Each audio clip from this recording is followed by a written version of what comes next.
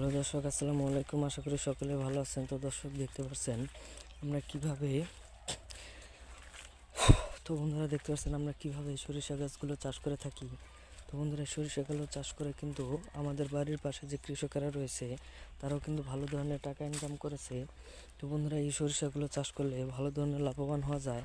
তো বন্ধুরা, আপনারাও যদি এই ধরনের এই সরিষাগুলো চাষ করেন তাহলে কিন্তু আপনারা ভালো ধরনের লাভবান হতে পারবেন, কারণ এই সরিষা গাছ থেকে কিন্তু সরিষার তেল তৈরি করা হয়।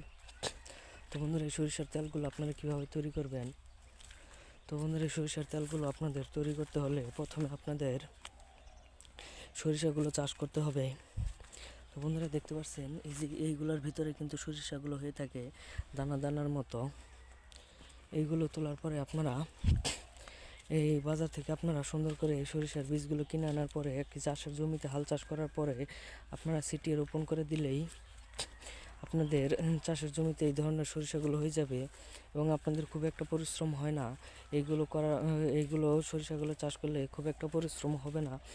তো বন্ধুরা, এইভাবে কিন্তু আপনারা সরিষাগুলো চাষ করে নেবেন এবং যখন বড় হয়ে যাবে তখন আপনারা সরিষাগুলো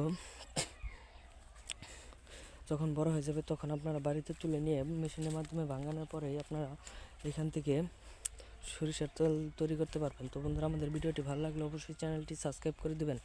ধন্যবাদ সকলকে, সকলে ভালো থাকবেন। আসসালামু আলাইকুম।